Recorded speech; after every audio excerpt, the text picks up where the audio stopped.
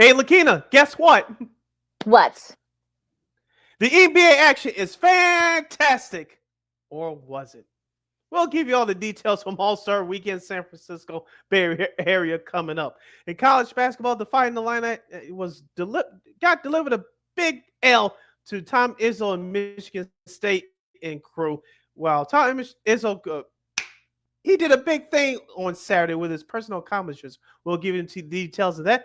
In the Missouri Valley Conference, Drake goes down to Bradley as they close in on the Drake team with the MVC title on the line. In baseball, spring training is underway. We'll give you our thoughts about the Cubs and Sox and the rest of baseball. In football, could a couple of legendary quarterbacks be on the move? We'll give you answers to that. And we'll have Old School TV Monday as our salute of Black History Month of Black TV sitcoms continues. That and a whole lot more as this President's Day edition of Second City Sports starts right now.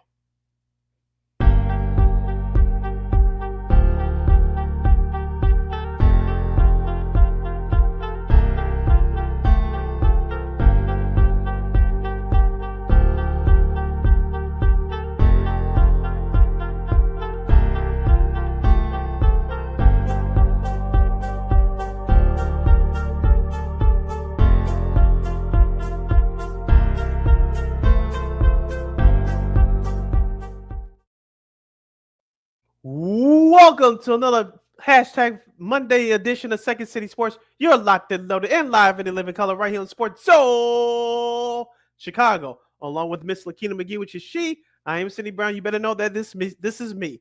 You can follow yours truly on the Twitter, X, and the IG at CK80. Once again, it's CK80. That's SIDKID80. That's SIDKID80. You can follow my Kina McGee on the Twitter, X, and IG. Be sure to download that Sports Zone Chicago app wherever you get your apps. Please follow Sports Zone Chicago on all social media platforms on Facebook, X, Instagram, and YouTube. Please subscribe to our podcast. We are located at Ward Media Podcast. That's WARR Media, PODCASTS. We are on all podcast platforms, including the iHeartRadio app. And while you're at it, please give Ward Media a follow at WARR Media on all social media platforms. That's Facebook, X, Instagram, and YouTube. And thank you very much in advance for your support. Like, share, subscribe, and tell your friends. We are unapologetically fun, and we have very definite opinions. If you have any definite opinion, do not 2-hour extravaganza we call a Sports Talk Radio Show. You can definitely hit us up at Sports Zone Chicago's Facebook page or at Sports Zone Chicago on YouTube. Type in those questions and comments in the comment section. Lakina will get the up of the screen for you. But you decide to troll and or do silly, dumb, or stupid. I've given Lakina full powers to give you dumbos to be able to be a boot. Toodles.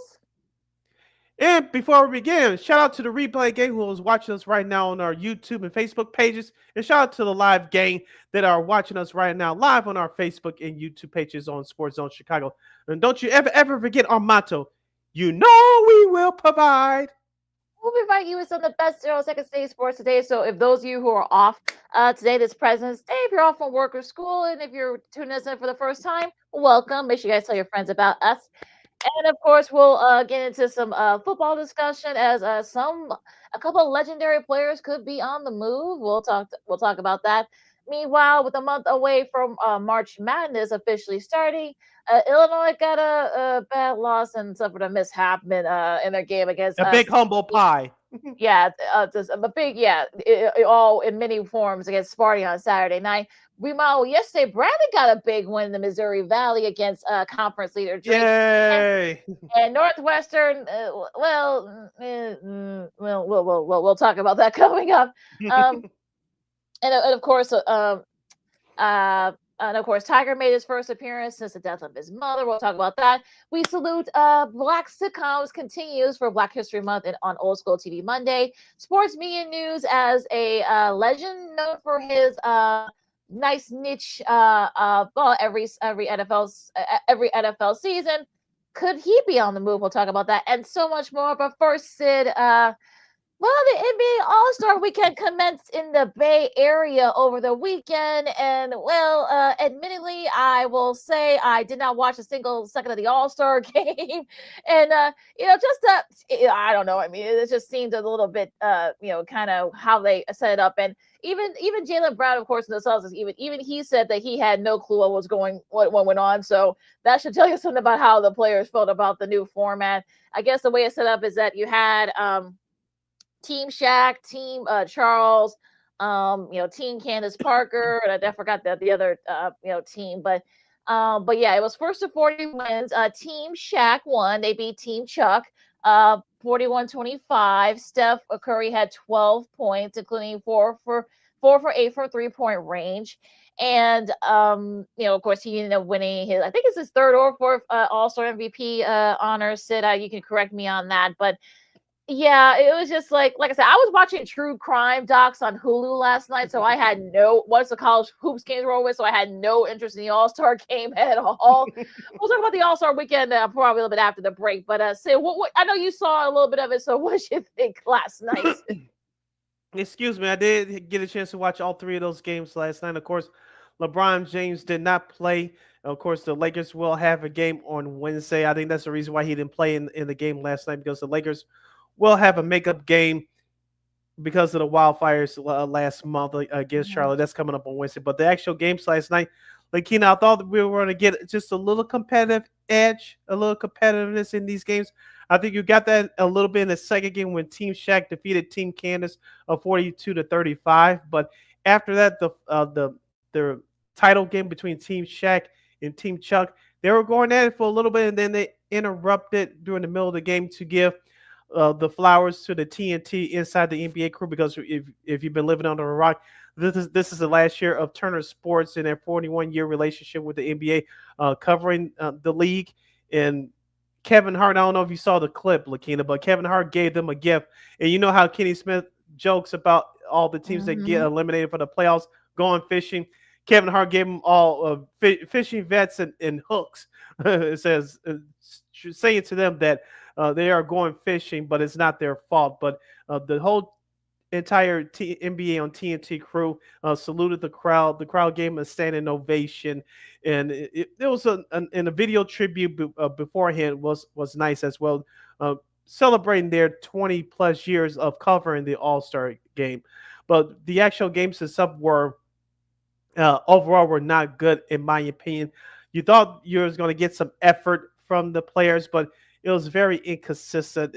And I know the All Star games weren't as exciting as they were when we were growing up, but it felt like a lesser a lesser I don't want to say feeling, but it always felt like a drag out pickup game. To be honest with you, at least when you play pickup ball, a little intensity insists, and players pick up the pace a little bit, but it looked worse than a pickup game at a senior citizen rec league, Lakina.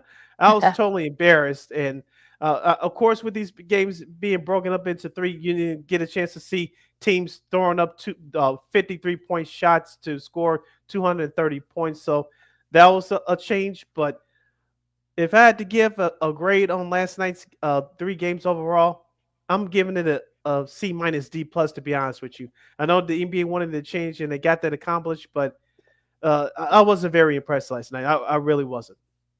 You listen to Second City Sports on Sports in Chicago. Key to McGee, City Brown with you. Talk a little NBA All Star weekend here. But yeah, I mean, look, I think we talked about with our great illustrious panel, All Star panel on Friday. You guys can check out the replay through the Facebook and YouTube pages for Sports on Chicago. I kind of said right before we all disperse, like, why don't they just do like, add more stuff, do like international style, like add more money to the pod, do it like a little bit with horse and stuff like that. Someone matches it. Get a sponsor involved. Get one of the sponsors where you match the money. Whoever wins, give that. Match whatever the matching pot. Allocated. Give it to their favorite charities. That's all you got to Mhm. do. And I know people want the old school. I know we saw our buddies over at GN Sports. I know Jared Payton and Chris Bowden said it yesterday during their show that why don't they just go back to the old school way of East versus West? I mean, they tried that. People aren't really into it, so you gotta kind of try to change it up, but kind of just make it a little bit that'll make sense. So that's another thing where you could probably say about the NBA All Star. I think you could probably say out of all the All Stars among the four major sports, you gotta think that's the worst. We'll talk about the Four Nations League with the NHL. It's kind of like they're in lieu of their All Star. We'll talk about that in a second. The big raise there for Saturday's matchup between U.S. and Canada, but it's going to be kind of interesting. I know that I've heard like various GMs, and not a GM even said that they don't like the way that Adam Silver sort of setting up a lot of this stuff. So it'll be interesting to see like what they do like down the line. I know they said that they're gonna kind of formulate a little bit more conducive to it, but I don't know what more can you do at this point that get more people interested. I think, look, the NFL is more of a kind of like a flag football game, and that's fine. Mm-hmm. MLB, I mean, they keep it fun, they keep it light. They don't, it doesn't decide home field for the World Series. Thank goodness. Thank goodness. They got this. Yeah, they got this new side with the NHL. So, and I don't think what more can the NBA do is so. I know some of you guys said do it like rock and jock style, and like it was back in the like early and mid 90s when that was really popular on MTV. But yeah, I mean, I don't know what more can they do. Yeah, I read in one of the articles in the Athletic this morning that one of the players said you should do U.S. and international. I know that we've been talking about it on this program in particular that you don't have enough American stars to carry the sport. It's a more of a foreign league because the NBA is advertising to more of a global game. And they've done a great job at that. You talk about the stars like Victor Wembanyama. You talk about Shea Gilgeous-Alexander from Canada. Of course, Nikolai Jokic of Denver. For those young stars, and Giannis Antetokounmpo up the road here in Milwaukee, away from us here in Chicago. So you have those stars that's going to carry the league. But for the United States, LeBron James, Steph Curry, those guys are out the door in the next 2 or 3 years or so. Outside of Anthony Edwards of the Minnesota Timberwolves, and maybe John Morant, if he can stay healthy, what other American stars can carry the NBA? I think the U.S. and international is a good idea. Can you get enough? Everybody's talking about, well, can you get enough international players? No, can you get enough good American players? And so we can make this happen. Should the NBA take that route?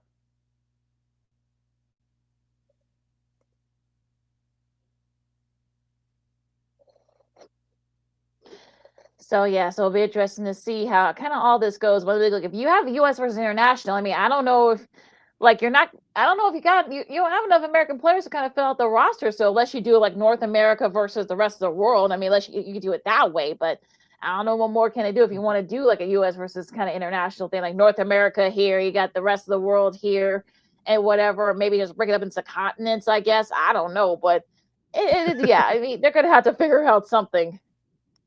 Yeah, maybe we could break it down who should be selected to those rosters following this timeout. But I will, while it's on my mind, I know we had to break for the bottom of the hour in a couple of minutes, but I want to give a shout out to Raphael Sadiq, the lead singer of the group Tony, who's from the Bay Area. He did the intros to the all the teams last night, singing the medley of songs. Him and his band, they did a great job last night. So I want to give him props for that. And to the guy, I forget his name, who hit the half-court shot to beat Damian Lillard. He won $100,000. Draymond Green said it during one of the intermissions on TNT that it was the most exciting thing before the championship game to decide the All-Star game. So the guy that beat Damian Lillard on that half-court shot, he won $100,000. Yeah, so a nice little nest egg there for him. So yeah, so maybe like I said, maybe do it that way. Maybe kind of change it up a little bit. But yeah, I mean, so it's gonna be interesting what the NBA does to kind of try to do it. I guess Arizona's gonna keep doing it until they get it right. But yeah, sometimes it's not that hard. But we'll see, I guess. Yep. When we return, we'll discuss All-Star Saturday night. Montes Buzelis. I love you, man, but you definitely need some help. And we'll go over the USA international rosters. Maybe we're going to try our best to help the league out. That and a whole lot more. If you stick and stay, you're watching Second City Sports live in living color right here on Sports Soul Chicago. This year, my mom got me the perfect bag for back to school. These colorful binders help me stay organized. These headphones are just what I need for studying. These new sneakers are just what I needed for the new year. This This jacket is a real must-have. My parents got me the skateboard I wanted. It's pretty cool. These scissors really come in handy in art class. These colored pencils, too. These new socks? They can be a real lifesaver.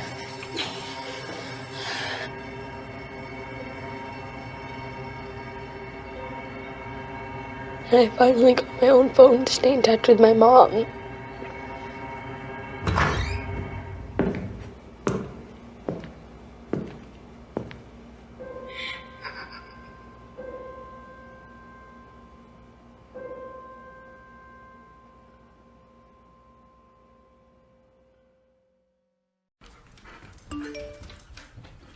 Trisha's having a sleepover tonight. Can I go? I wonder about Lucy's friends. What should I say? I know you're only 10, but one of these days a friend will offer you a drink. And alcohol at your age can lead to so many things. None of them good. So can I go to the sleepover?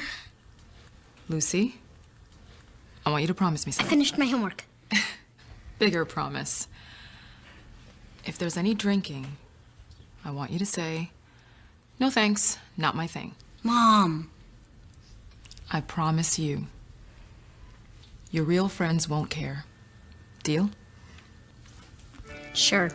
Really? I promise, Mom. They really do hear you. Did you pack your toothbrush? For tips on how to start the talk, visit underagedrinking.samhsa.gov, a public service message from the Substance Abuse and Mental Health Services Administration.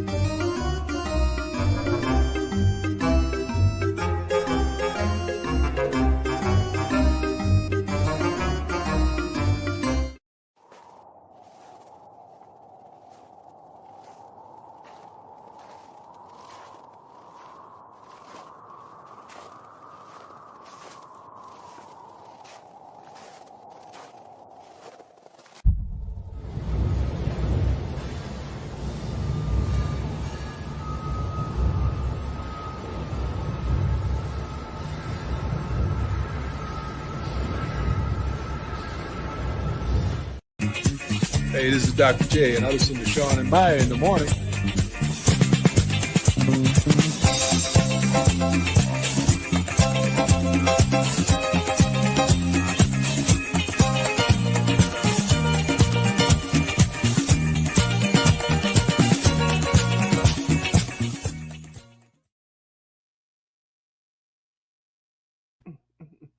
Welcome back to Second City Sports. You're locked in live and in living color right here on Sports Zone Chicago. I'm Sid. That's Lakina. You can follow yours truly on the Twitter, X, and the IG at SidKid80.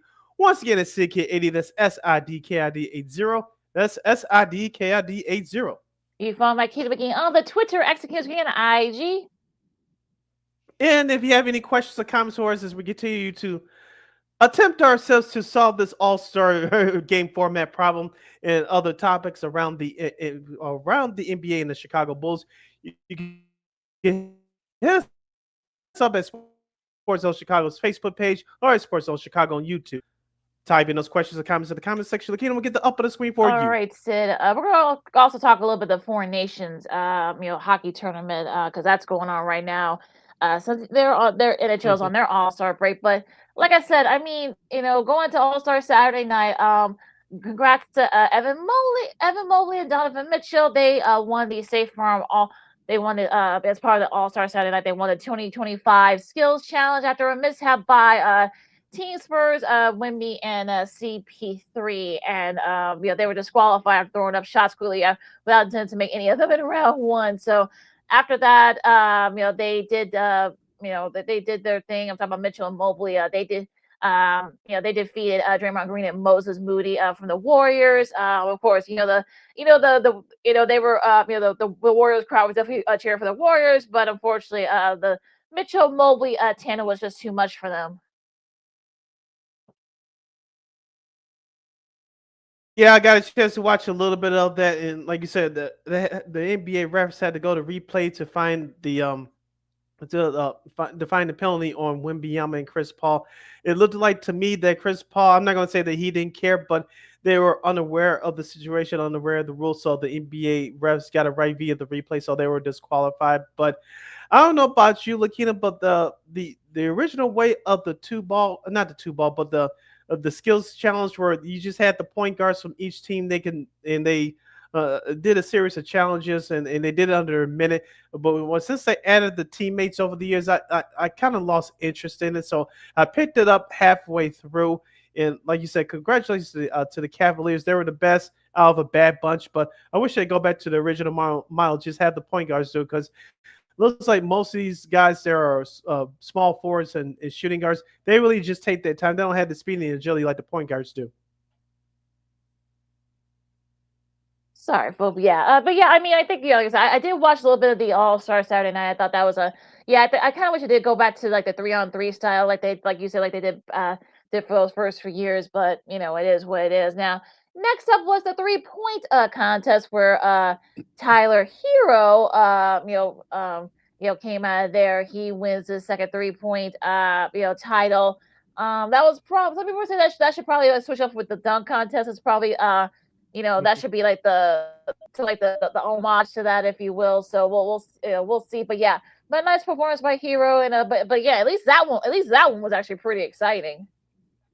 Yeah, your guy Kate Cunningham didn't do so well, but Jalen Brunson, he did okay. Buddy Hills, you mentioned, he did well in his first round first round action, but he kind of petered out in the finals. Got a chance to heat up toward the end of his final round performance, but he came up short. Damian Lillard was the two-time back-to-back champion. He couldn't get out the first round. He didn't even make it to the finals. Norman Powell, same thing. So Tyler Hero was the consistent one. I thought it was going to get a little bit more dramatic finish at the end, but out of all the other events, this three-point shootout was by far the best out of a bad bunch. So congratulations once again to Tyler Hero of the Miami Heat for winning. And a friend of the show, our girl Lana Techauer, I know she was very happy.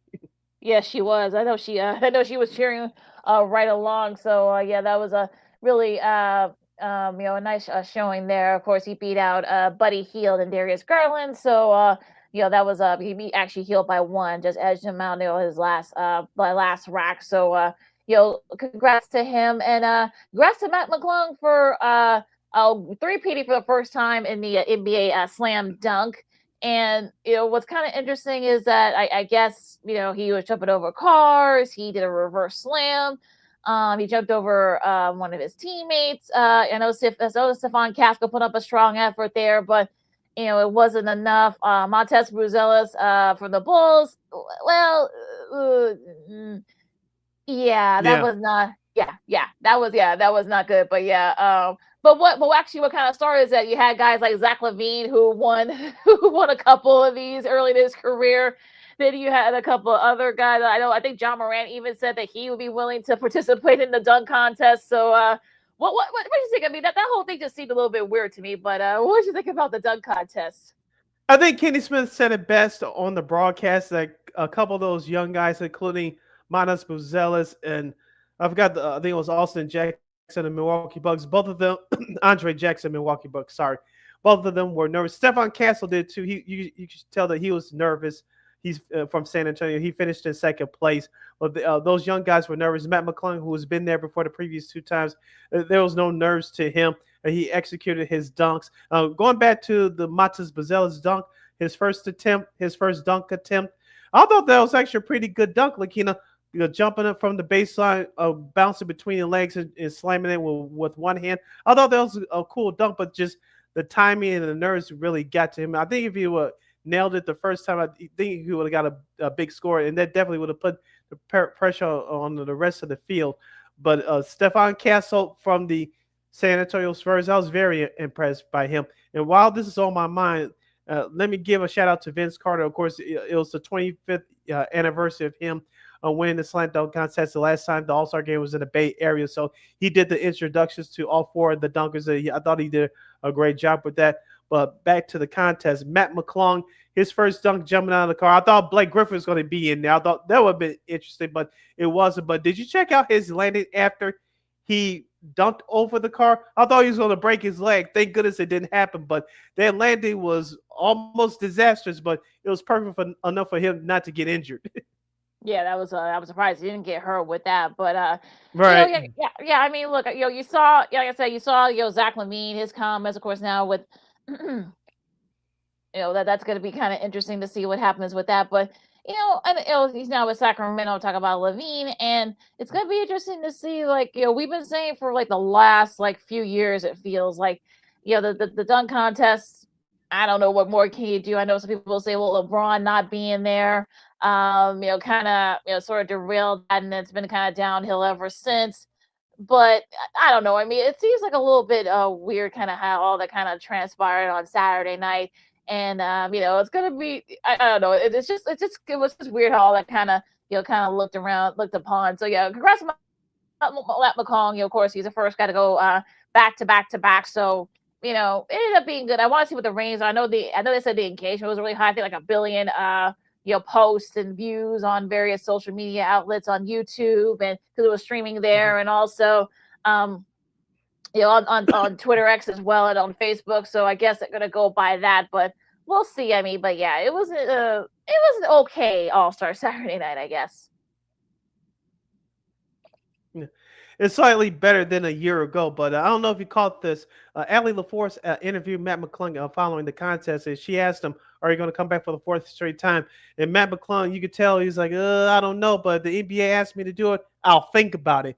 And the NBA is really on pins and needles right now, because I don't know what else you could do with that contest. The big guys won't participate in it. I know that Kenny Smith and Reggie Miller both called out Zion Williamson and John Morant to participate in the dunk contest. I don't think either of them will do it. Zion's too fat and out of shape. He won't do it. John Morant, I know he's trying to win back his name, but after what he's gone through over the last couple of years, so I don't think you're gonna get those guys to do. I know you mentioned Zach LaVine put his name back in the hat on Twitter last Saturday night. Maybe I'll think about doing it again, but I don't know what else you could do, Lakina, to spice up the dunk contest. I know Matt McClung has been there the last 3 years, and he's won all 3 of them. But you can't really keep going back to the well, can you? Do you bring out some street ball legends to compete with this against a young up-and-comer NBA G leaguer? I don't know. Do you do a tournament-style dunk contest? I don't know, but the last time the NBA scrapped the dunk contest was following 1997. Of course, that when the late great Kobe Bryant won it as a rookie. Of course, the next year in 1998, they didn't have it in New York City. That was the last and only time that the NBA didn't have a dunk contest. If some of your mid-major stars, or if your big stars are not going to do it, get some of your mid-major stars to do it, to go up against a street ball legend, especially once they're popular on social media. I don't know, but if you can't get creative with the dunk contest, I hate to say, you may have to scrap that too for a year and see what you come up with. It's especially if your big stars can't and won't do it. Excuse me. So, we'll see what happens there. Now, some of the Second City Sports on Sports with Kyle, Lakina McGee, Steve Brown with you now. Front Office Sports is reporting, of course, Ryan Glasspiegel, who, of course, he's a veteran sports media guy. With the ending of Turner Sports coverage of the All-Star game, they've been doing it for like the last 20 years, 25 years, or something like that. So, but they're saying that they're proposing some changes because I guess NBC, of course, is going to be a new format. One of the things that they're all around is an earlier start time for it. I guess like at 4 o'clock, because it came at 4 o'clock our time. That's when NBC, when they had it for many years, that's how they, I guess, it's instead of the longer audiences for the 8 o'clock start, of course, it finished around 10 o'clock our time. So it's also going to be in the middle of the Winter Olympics too. So you got the NBC wants to kind of try to get it going there as quick as possible. Of course, with Milan being 6 hours ahead of the U.S. of the Eastern time zone, I think people may not be too keen on that, and also a one-on-one tournament where $1 million cash prize has been discussed And of course, like you said, the dunk contest, adding more stars into it to make it a little bit more interesting. So, Sid, what do you think of some of these suggestions of maybe some the changes? Let's start with the start time for next year. Since, like you said, NBC is going to be a new home for the All Star game. With the Winter Olympics next year, they will get that early start time because let's be honest here, the NBC makes their money first off of the NFL, Notre Dame football, in the Olympics, both summer and winter. So they're going to make sure that the good folks at the IOC are very taken care of. So you bet your bottom down on that. So like back in the day, I'll give you a perfect example. The last time the NBC had the All Star game, remember 2002 in Philadelphia? It started at 4 o'clock our time. It didn't go off to like 7 o'clock and led into the primetime coverage of the Winter Olympics. I believe it was in Salt Lake City, Utah. If memory serves me correctly. So that's going to happen next year. I don't think they have to worry about that. Now, the one-on-one tournament, these players today, I don't want to sound like the old guy in the room, but these players today, many of them, their egos are so big and so fragile. I don't think they would have agreed to do it. Yeah, I don't see that happening. And what was the third proposal? Just give we talk about it, more stars in the dunk contest.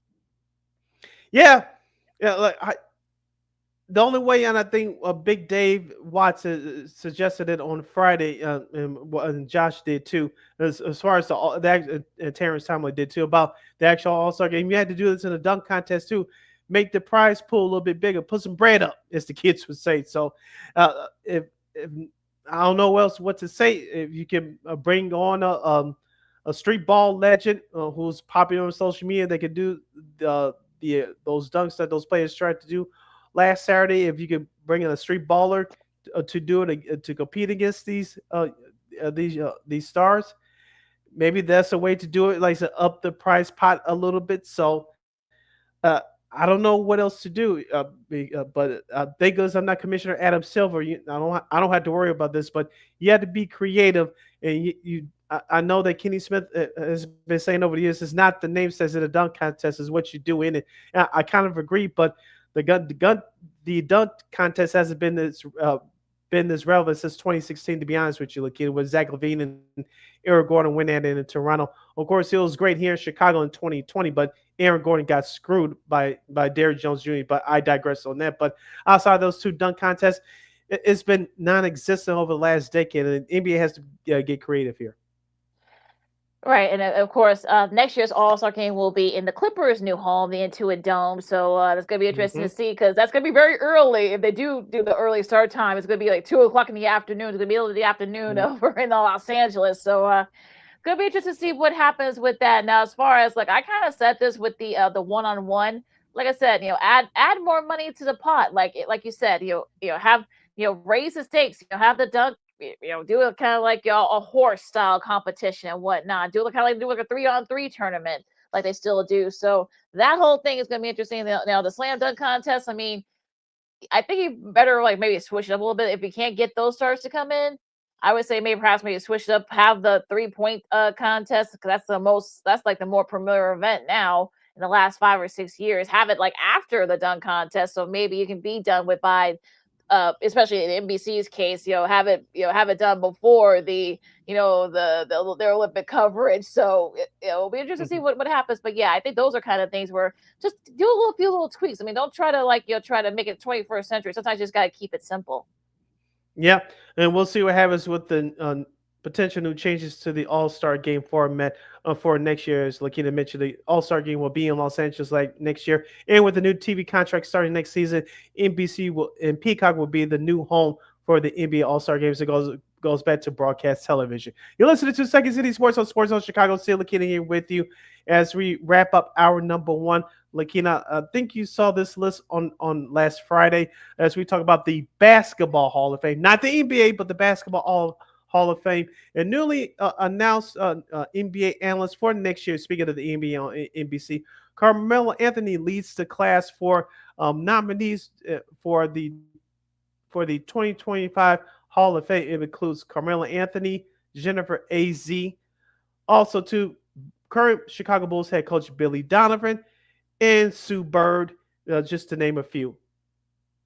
I think both Carmella and Sue are gonna get in automatically. I think that, for all the accomplishments that they did, of course, with her at UConn, also in her pro career over the WNBA, of course, Carmelo, with all his great accomplishments, he has, three, gold medals from the Olympics. He won a national title when he was a freshman at Syracuse. And, Jennifer Azzi, some of the great accomplishments she did. She was part of the original 96 women's dream team, if you will, that kind of, as she was part of the early days of the WNBA. Of course, she was a star at Stanford as well for Tara Vandermeer. So, I think those are going to get into the Hall of Fame. I think Billy Donovan, I think people need to remember that Billy Donovan, this is among some of the things that he's done while he was at Florida. He made Florida a basketball school. So leading them to the back-to-back championships. So that might get him in. Some of the other folks are up, Dwight Howard, Maya Moore, Marquise Johnson, Buck Williams, and the Redeem team from '08. So that's an automatic. They'll get in. Oh yeah. So that means LeBron and Katie are going to be Hall of Famers even before they're finished playing. So go figure. There also Mark Few from Gonzaga, among others. So yeah, the class will be announced right before the Final Four in San Antonio. So it's gonna be interesting to see what happens with this. But yeah, really well deserving, and should be interesting to who actually gets in a couple of months.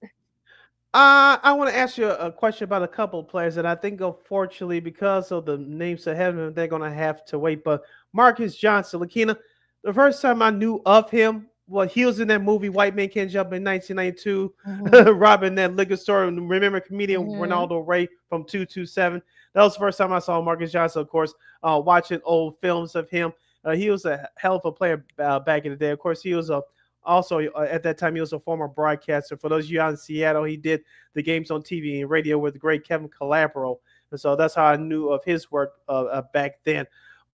But Marcus Johnson was one of the premier defenders in the NBA during his time in the 80s, and particularly with the Milwaukee Bucks. And so he was a multiple all-star. So I think he'll eventually get in, but he'll have to wait. Buck Williams, he wasn't a superstar, but he was very consistent. It was definitely top 5 in rebounding during the prime of his career, especially with those ugly ass uniforms with the New Jersey Nets back in the 80s. Of course, he was part of the Renaissance with the Portland Trail Blazers, those teams that went to the finals in the early 90s.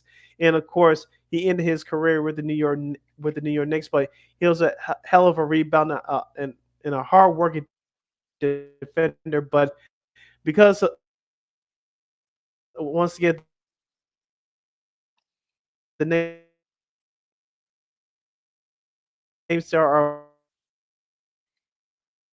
with this class, he's going to have to wait a while. And let's get your pro career, but your college. Yeah. I mean, look, Buck Williams is probably one of the best power forwards in all of the NBA. So it doesn't really get his due.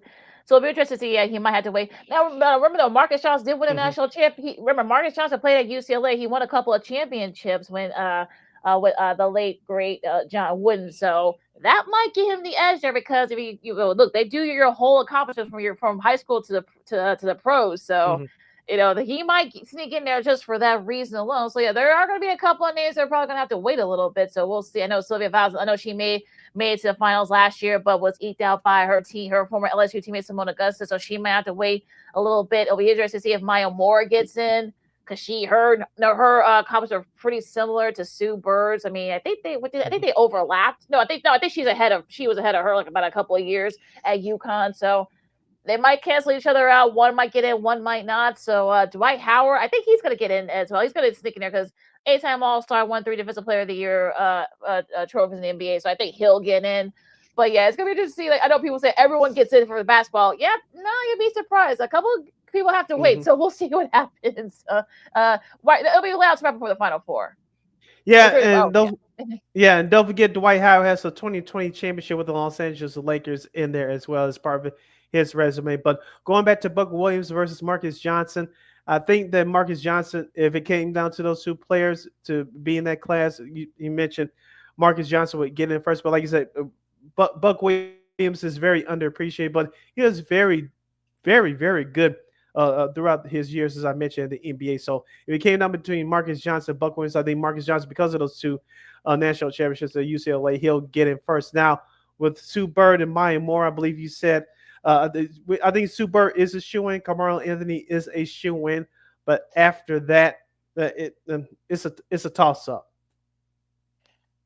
Yeah, so like I said, we'll see who gets announced. Like I said, I think there could be some of these names there might be a couple of these names that might may have to, because of the class, the finalists is so like jammed, and there's so many accomplished folks on this list that are among the finalists. So we'll see what happens. I would have thought that maybe Jennifer Azy would have been in the Hall of Fame by now, but like I said, all the other players ahead of her, and of course Sue Bird and Maya Moore, this was their first year of eligibility. I know Azy's been gone from the game for a few years, so we'll see. But yeah, I mean, it's gonna be kind of interesting. But yeah, we'll see what happens. Like I said, she's got a national championship at Stanford. Yeah. Did she win this?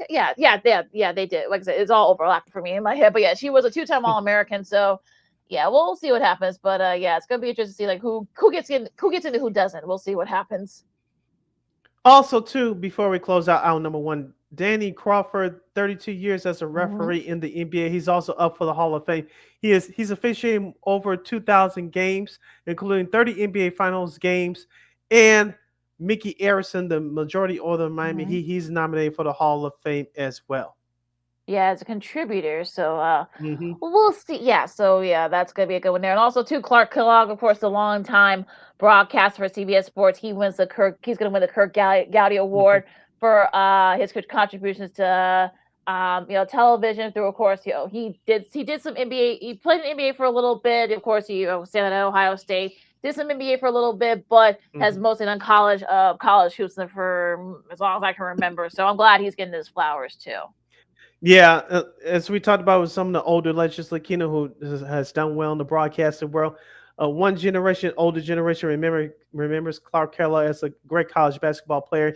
He did spend some time with the Pacers too in the NBA, but our generation younger remembers Clark Kellogg. For those of you that are Indiana Pacers fans, he did do some games with the Pacers in the 90s and early 2000s, and of course he's been with CBS since the mid to late 90s doing exclusively college basketball. So a great honor for him. He's one of the best college basketball analysts out there, and so he deserves this honor. So 2 thumbs up to him. Could be interesting, of course. Like I said, that class will be announced in the middle of Final Four weekend in April. So we'll see. Like I said, there might be some names that might be left out. So they will be, unfortunately. But it's a good class potential that's going in. So we'll see what happens. Yeah, absolutely. So our number 1 in the books, our number 2 coming up. This is Second City Sports on Sports Zone Chicago, of course. Speaking of the college hoops, we'll keep that thing going, of course, as Illinois gets a bad loss and a couple of mishaps. Their game against Sparty over the weekend. But on the flip side, Bradley got a big win against Missouri Valley Conference leader. Unfortunately, Memphis suffered not a good loss in Wichita. Sorry, Sid. And so we'll see other bubble teams. Also, it was rivalry weekend, of course, in college hoops. We'll see. You can't win them all. Yeah, right. Yeah, and of course, it was also rivalry weekend in college hoops. So we'll see who stood up to the occasion amongst their rivals. And of course, we'll talk Four Nations hockey as got a little chippy between U.S. and Canada. And let's just say Canada is not in a good mood. So we'll talk about that coming up. Of course, in NFL. Could some legendary players be on the move? And, of course, our salute to Black sitcoms continues in Black History Month for Old School TV Monday. That and so much more. Lakina McGee and City Brown, Second City Sports on Sports Chicago. A lot more fun coming up right after this. No, I don't know, though. I'm scared. I mean, you're so...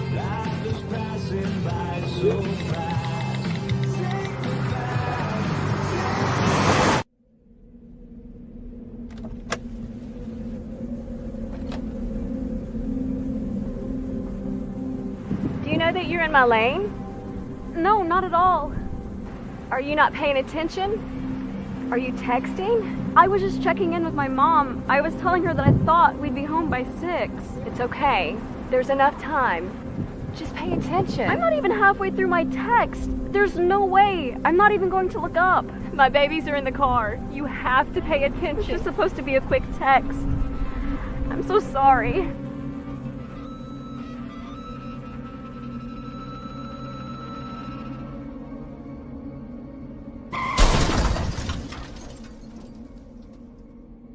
Hi, I'm Tom Brady, the director of DODEA. September is National Suicide Prevention and Awareness Month. The simple act of reaching out and caring for those in our communities is something we all can do. Just being there for someone you care about can be a tremendous first step in getting them access to confidential resources and support that they need. It only takes one person and one small act and 1 minute to make a difference. Let's make a difference.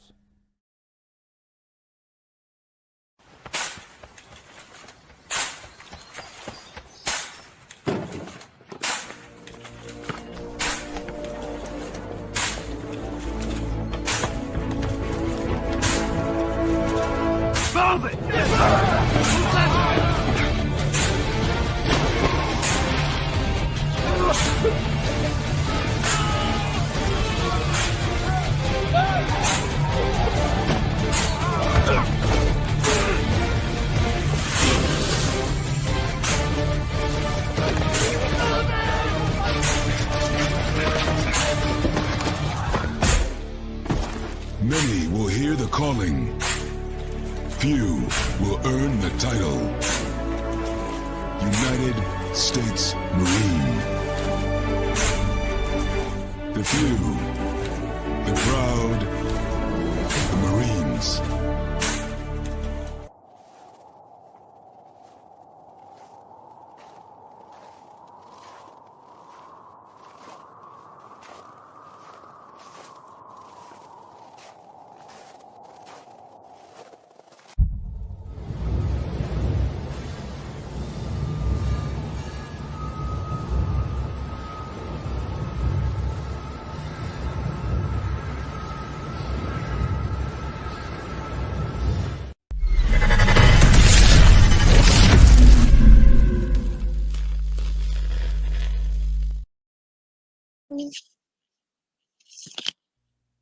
Welcome back to hour number 2 of Second City Sports and the hashtag Monday edition. You're locked and loaded and live and in living color right here on Sports Soul Chicago. Along with Mr. Lakeem McGee, which is she. I am Cindy Brown. You know that this is me. You can follow yours truly on the Twitter, X, and the IG at CKid80. Once again, it's CKid80. That's SIDKID80. That's SIDKID80. You can follow my Keenan McGee on the Twitter, X, and here's me on the IG. If you have any questions or comments for us as we kick off hour number 2 of this fabulous program discussing college football, MLB, and NFL, and much more, you can hit us up at Sports Zone Chicago's Facebook page or at Sports Zone Chicago on YouTube. Type in those questions.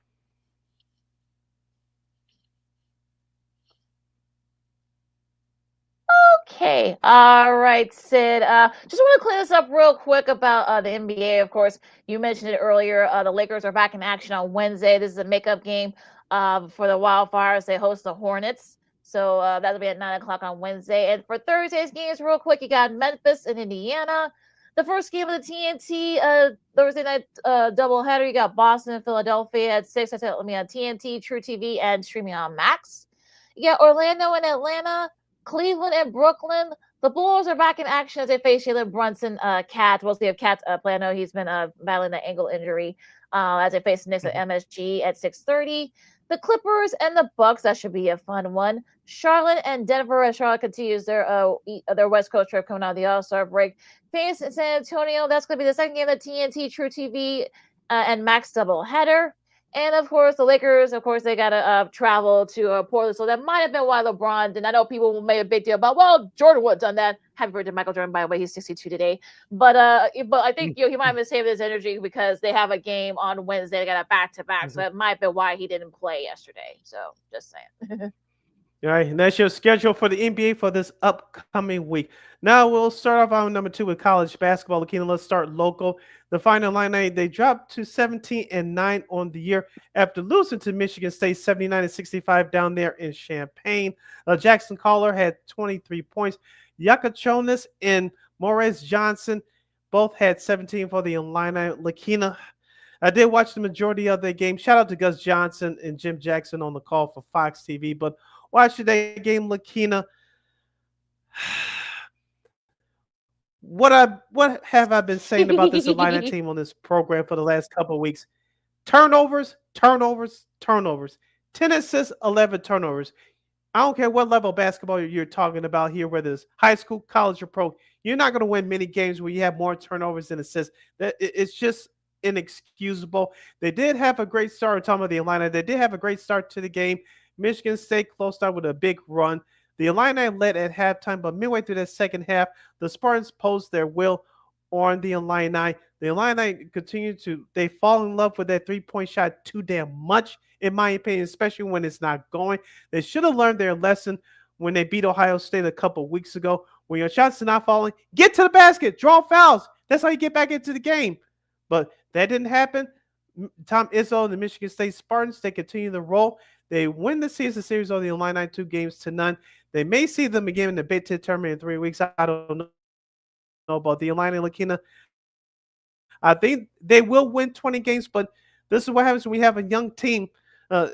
They're very inconsistent at times, and it reeked its ugly head last Saturday night. Yeah, they didn't score for I'm talking about the line. They didn't score for the last 8.5 minutes. So yeah, you're not going to win a lot of games that way. Michigan State actually outscored Illinois 42-24, and I kept this game in the corner, and I looked, the first thing you look up, you're like, wait, huh, what happened? So look, good for Michigan State. Jackson Kohler just went nuts. He was 4 for 5 from 3-point range, and when he hits his threes, he's they're very tough to be on top of Michigan State. So Carson, or should I say, Trey Holloman had 14 off the bench first party. So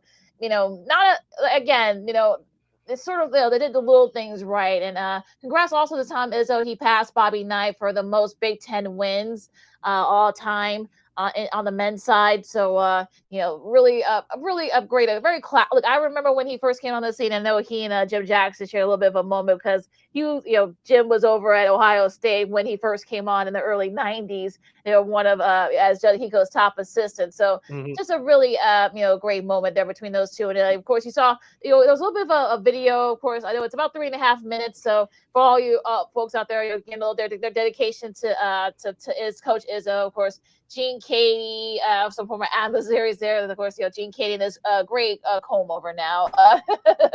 Jay Wright, of course. Some former adversaries also current, and also Jim Nance, I think, was in that as well. So make sure you guys check that video out. But yeah, just Michigan State, I know they needed that win too. They lost, so they kind of had a rough the last few couple of games, so they were able to kind of come back. But yeah, Illinois, like I said, Illinois is one of those teams where I know John Roston from CBS Sports Network was very high on them. Been high on those, but this just shows you why I'm not sold on Illinois. Well, look again, you still got a lot of time between now and the tournament, but they're gonna have to clean a lot of things up. They want to try to be in that contention for the Final Four in San Antonio. Yeah, they got a tough schedule with 2 games coming up this week. We'll give it to you in just a moment, but with the Illini's 3-point shooting 7 of 33 for 21%, it's not going to get it done. Another thing I keep talking about with this Illini team on the show is rebounding. Lakina, for the life of me, they could not grab the rebound. What's the basic principle of rebounding? Grab the ball with 2 hands. The Illini couldn't do it. Michigan State was out hustling them, especially on the offensive boards. Michigan State had a +2 advantage with the offensive rebounds, 14-12, 41-36 overall in the rebounding department. But the Illini lost the hustle board points, in my opinion. They could not grab the rebounds when they had to, and they were one of the top rebounding teams in the country. It reached its ugly head on Saturday night, going back to bad habits. Michigan State were the better team. The better team won. It's just that simple.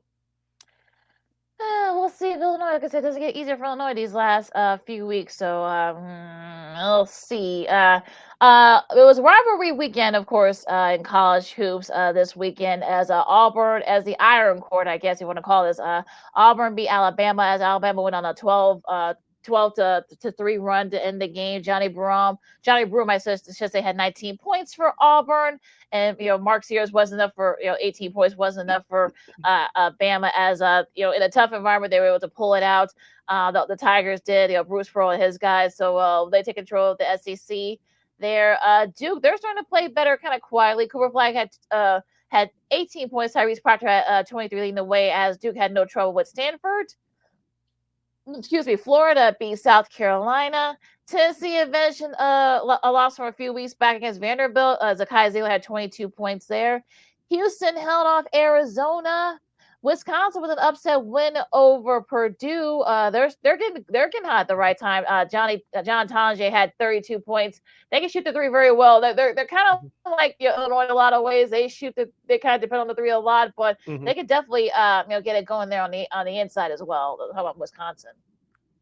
I think we brought them up on this show about a week or two ago. Watch out for Wisconsin. They like you said, they shoot the ball very well, especially from three. On the flip side, for Purdue, they had a nice season so far, but if you're a Boilermakers fan, I'm starting to get worried about them a little bit because anymore it is making a run. So that top spot in the Big Ten is not so comfortable anymore. So we'll see. It's gonna get a little bit testy these last couple weeks of the season. Texas A&M pull away from Arkansas.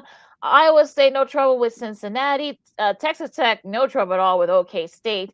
Texas upset Kentucky, and Trey Johnson had 32 points there. If you're Texas, you really need this one to kind of try to see if you get on the bubble there for the NCAA tournament coming up in about a month. So this was a nice win for the Longhorns. Utah beat Kansas for their 7th win of the season. I'm starting to worry about Kansas a little bit. Same here. Yeah, this is a very uncharacteristic. They're not shooting the ball well, and it's just it's not looking good for Kansas at this point. Now, look, that's not to say they can't turn around. Look, UConn kind of went to something similar last year, and we saw what happened there. So, a couple years ago, I should say. So, I don't know. Yeah, I know Kansas is one of the toughest conferences in the country in the Big 12.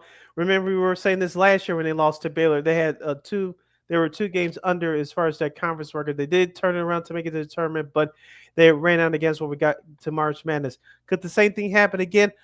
I'm not sure, but I'm really worried about that right now. You lose another game on the road to a lesser team.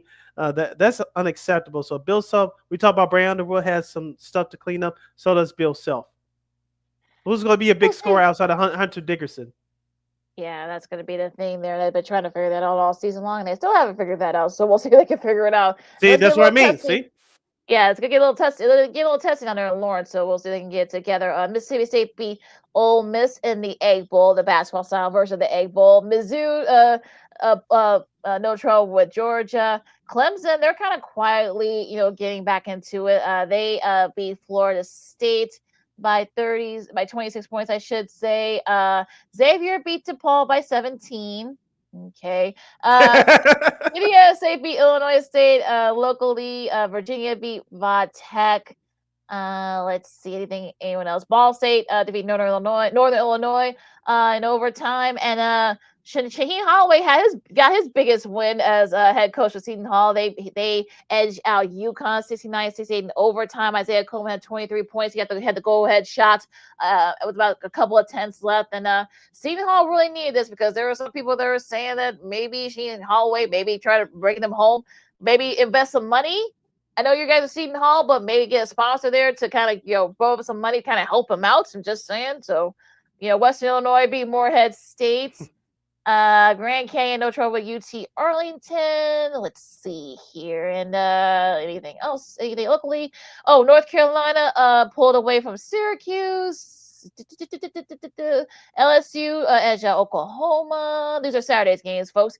TCU held off Arizona State. And BYU beat K-State, their 6-game winning streak. To Sunday's games, we'll start out locally in the Missouri Valley Conference. The Bradley Braves defeated Drake on the road, 61-59. Mr. Duke Dean had 12 points for the Bradley Braves, and your boy Darius Hannah had the game-winning basket with less than 3 seconds to go. I was worried about that last play, Lakina, because I thought that Drake was going to go for the win. I thought that after the replay that Drake was going to get a possession, but nice call by the referees. It went off of one of the Drake Bulldogs players, and Bradley won the game. Drake's biggest lead was 9. Now, in that first half, I thought that Bradley played well there in control in that first half, but in that second half, Drake came out on fire, but Bradley stayed with it. Unlike the final line at Lakina, when your outside shots are not falling, you take the ball to the basket, you draw fouls, and that's how you get back into the game, and that's exactly what Bradley did in a tough, hostile environment. They did the damn thing, as the kids would say. So, Bradley tied Drake as far as rebounding overall, but the assists were excellent by Bradley, even though they were -1, but they had 9 assists. Even though they had to work on the turnovers, piled up higher to start that second half, those young men stayed with it. They played tough defense down the stretch, and they earned that 2-point victory. Now they're 1 game behind Drake for the regular season lead in the Missouri Valley Conference. I had the stuff running through my head yesterday. If Bradley would have lost, they would have definitely had to win the MVC tournament, which starts in a couple of weeks. But as long as Bradley finishes out the regular season strong, and we'll see how they do still in this conference tournament coming up in a couple of weeks. As I told you before we went on there, I still believe this is a two-bit league as far as March Madness is concerned. You saw those two teams on display yesterday. Yeah, it's gonna be interesting. They Bradley really need this win to keep pace, so they could definitely they still got a shot to perhaps maybe get that #1 seed in Missouri Valley, because I believe it's the top 3 that gets a top. I think it's the way it's like top 3 or 4 that gets a bye, so they can get the double bye, I should say, so they can definitely set pace there. I know Northern Iowa is right behind them, so I know they play each other again, I believe, right before the season's over with, the regular season. So a lot to do here for Bradley, but I think this is a great first step. They avenged that loss in Peoria because Drake just kicked their butt a couple of weeks ago. But this is what happens in Missouri Valley. We've seen where things happen. So nice win for the Braves, and hopefully they can keep it going. Now, St. John's beat Creighton 79-73. RJ Louise Jr. had 23 points. He kind of led the way there because Creighton was actually up for a little bit. They were up for like about 4 or 5, but St. John's, their Creighton, they kind of got back into it and kept it going. And that place at MSG, they were rocking. I've never seen the place that loud for a St. John's game in a while. So that was a nice, great atmosphere there to see. And this is actually the highest they've been ranked. I know they had a tough loss against Villanova on last Wednesday, but this is what you do here. You come back and play, defeat one of your top rivals. And again, St. John's gained a game. They're now 2 games up in the Big East. Yeah, as I said before, for the last few weeks, Rick Pitino should be head coach of the year overall in college basketball. Around this time last year, he almost got the St. John's into the tournament. They're definitely obviously going this year ranked number 9 in the country. But I did watch a little bit of this game yesterday following the conclusion of the Drake Bradley game. The St. John's had a big lead, but they couldn't quite put it away. Creighton was struggling, especially from the outside, but found somehow some way to get back in the game. But St. John's did the little things down the stretch to hold on to that 6-point win. But could St. John's be a quiet sleeper to win the whole thing? I think so. I'm not saying they're going to win it, but with the experience factor of Rick Pitino and many of these guys playing on that team last year that nearly got in, I think that's going to serve them come March. And remember, the last time that St. John's won the Final Four, you gotta go all the way back to when Chris Mullin and Bill Wellington were in that group 40 years ago in 1985. That was actually Mark Jackson too. Yeah, so that was like back when they had 3 of those teams in the Final Four. Them, of course, Georgetown, Villanova ended up winning the whole thing. And of course, the other team was Memphis State. Well, then it was Memphis State. Now they're just Memphis. But speaking of Memphis, they lose to Wichita 89-74 in overtime. A tough showing for Dane Danger. Not his best showing there. He was in foul trouble. He had 4 points. So once he fouled out, I mean, it was basically all over with for Memphis. And yeah, not a good loss for Memphis because they were hoping to kind of sneak into the top 16. Of course, they released their top 16 earlier this weekend, but yeah, not a good showing for Memphis. They thought that maybe they were going to get that 3 range, that 2-3 range, but this loss isn't going to help them in that respect. Yeah, I think I mentioned last Friday on the show when we were doing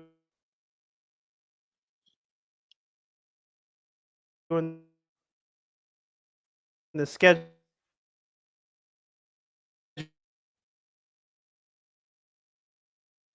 The schedule for the weekend. They had lost, but they'll have to rebound quickly.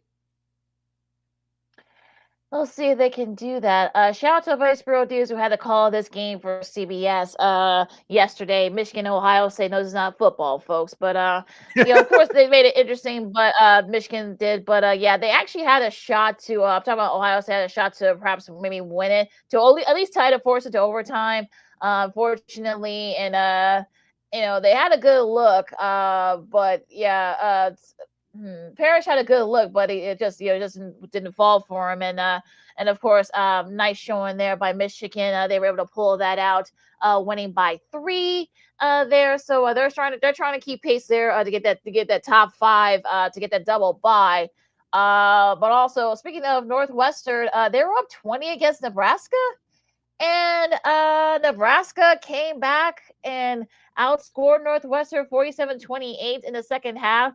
And if you saw Fred Hoiberg's Coach Fred Hoiberg's hand, it was all wrapped up. He said, you had a little incident with the whiteboard, so you can make your own conclusions on what happened there. But, give it a good smack. Right, and nice one for Nebraska, trying to keep pace, trying to get into the bubble. Juwan Gary had 17 points. Bryce Williams, who led the Chargers, that come back at 21, and Northwestern, my goodness, Nick Martinelli and Ty Berry each had 23, but yeah, it wasn't enough for Northwestern, especially once Nebraska started coming back. Yeah, as we mentioned with the Northwestern, they have a couple of big stars out for the year due to various injuries. You have no choice but to play with the guys that you have. But they are a try-hard group, thanks to Chris Collins. But you gotta have talent at the end of the day. In Nebraska, we talked about them early in the year, getting out to that surprise to start. Things kind of evened out a little bit, but this is a nice win for that group to get back on track. And just maybe they can sneak out a win or two in the Big Ten tournament coming up in a couple of weeks. We'll see what happens. We'll see what happens then. And Northwestern basically has to win out to avoid being that bottom 3, because remember the way it's set now, the bottom 3 teams don't go to the Big Ten tournament. So Northwestern's going to have to get it together if they want to try to avoid that being that bottom 3. New Mexico, they came back and beat Utah State. I saw a little bit of this game in the Mountain West. They're now True Washington had 25 points, and New Mexico, they're 22-4. They only have 1 loss in the Mountain West Conference.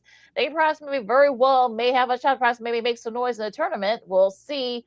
Oregon gets back on track, beating Rutgers, and Louisville, after losing a couple of rows, they're starting to get together a little bit. They beat Notre Dame by 15.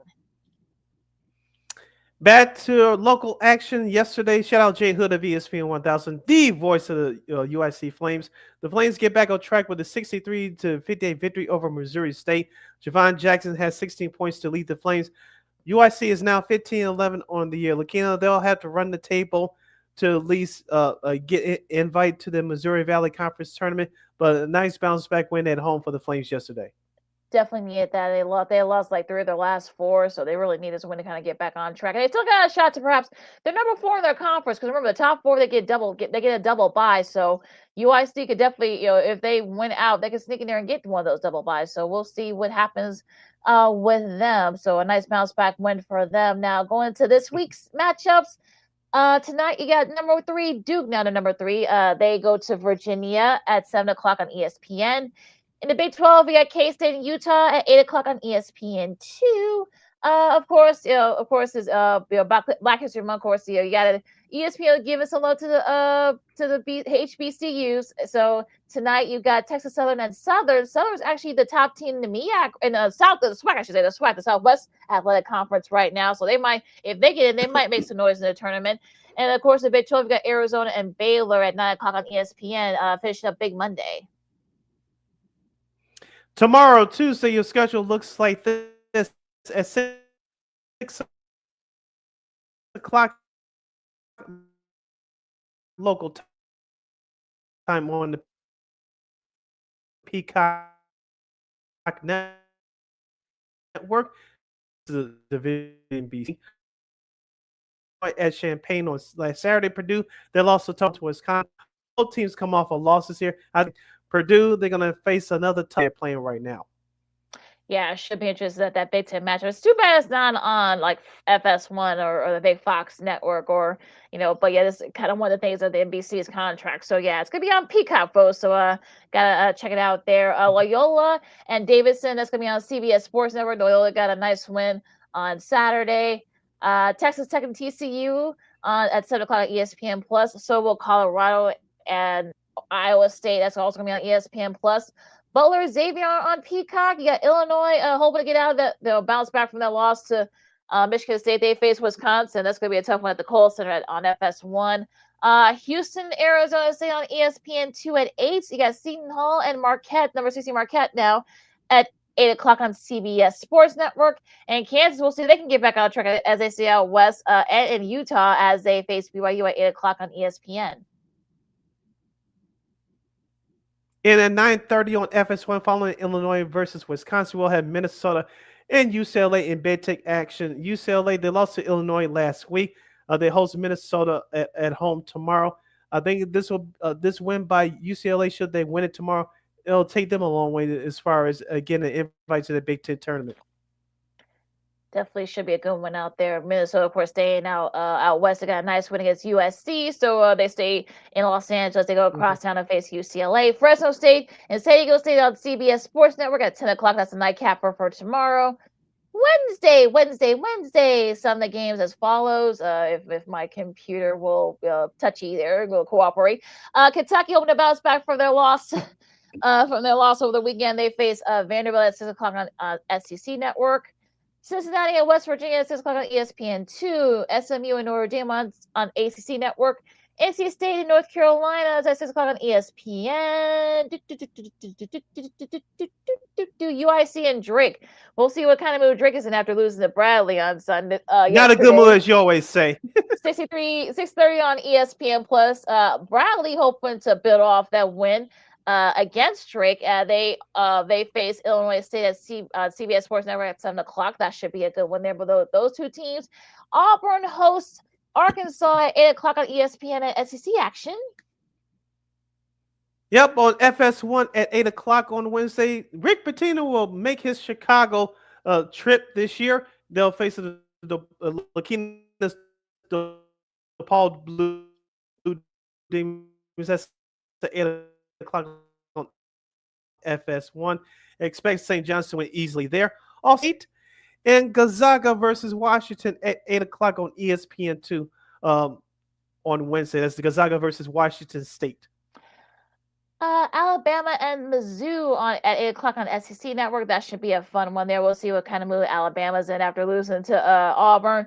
New Mexico and Boise State. That should be a good one. The Mountain West Conference, the CBS Sports Network, and Rutgers and Washington. In the Big Ten, yeah, I know it's weird saying that. We're playing Big Ten games at 10 o'clock, but look, what would the college sports in 2025, folks? Sorry. Right. Your schedule for Thursday looks like this. Northwestern will take on Ohio State at the Horseshoe. That's at 5:30 on FS1. Also, too, going through the schedule for Thursday, we will have USC traveling to the East Coast to take on number 20 Maryland. That's at 7:30 on FS1. This is for Thursday. And we will have San Francisco versus Pacific. That's at 9 o'clock on ESPN Plus.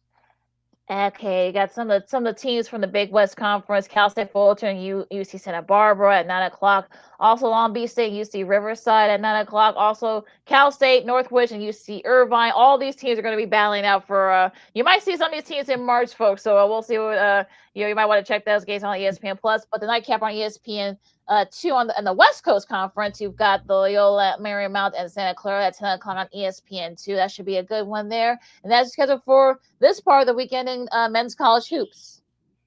Spring has sprung, but even though we still have snow on the ground and bitter cold temperatures on the horizon, baseball are underway as far as spring training is concerned. We have some injury news on the Cubs. Yes, injury news already on the Cubs. White Sox, and one of their superstars has been saying, I like to play smarter. We'll get into that. We'll get into the NFL. We have some potential big moves this offseason. And we'll wrap it up with Old School TV Monday, saluting Black TV sitcoms for Black History Month. Stick and say, you listen to Second City Sports right here on Sports Zone Chicago. This year, my mom got me the perfect bag for back to school. These colorful binders help me stay organized. These headphones are just what I need for studying. new sneakers are just what I needed for the new year. This jacket is a real must-have. My parents got me the skateboard I wanted. It's pretty cool. These scissors really come in handy in art class. These colored pencils, too. These new socks? They can be a real lifesaver.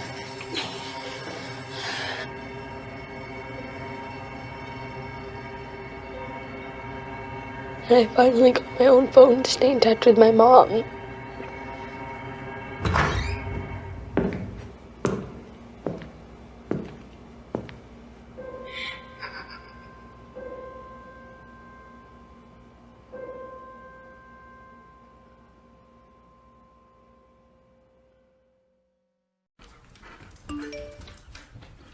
Trisha's having a sleepover tonight. Can I go?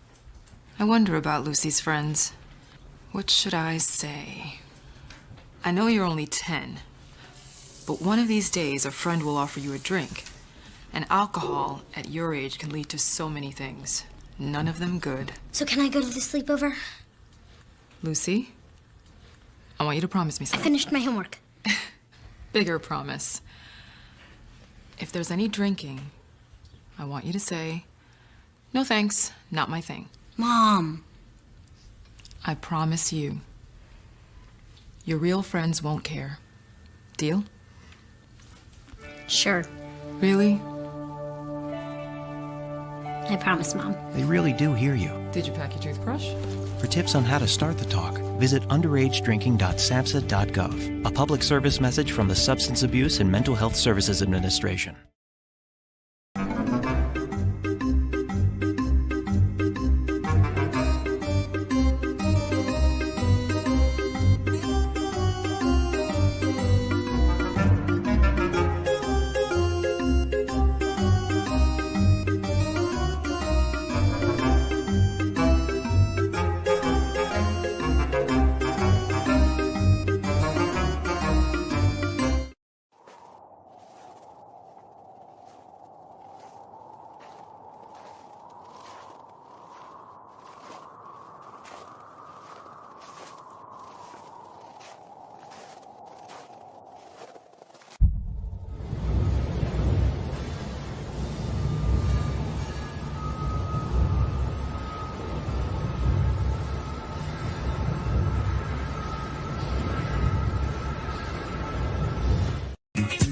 Hey, this is Dr. J, and I listen to Sean and Maya in the morning.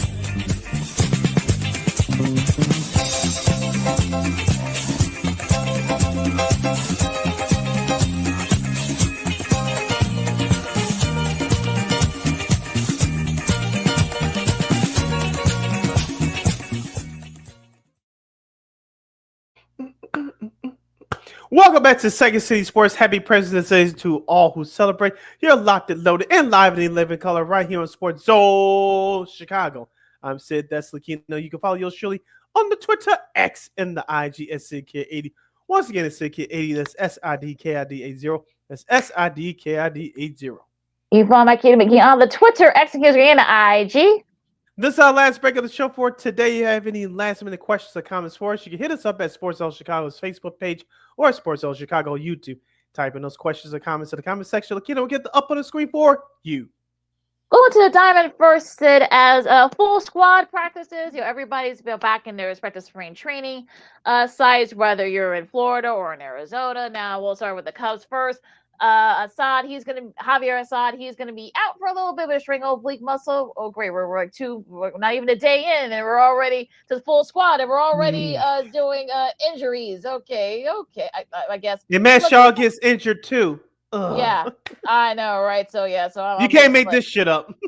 Yeah, well, and well, to be fair though, Yankees star outfielder Giancarlo Stanton said he hasn't swung a bat about 3 or 4 weeks. So, we're getting these kind of days where some guys are coming in, maybe in shape or too in shape or out of shape, maybe in some cases. But that's what I guess what this is all about, right? It's spring training.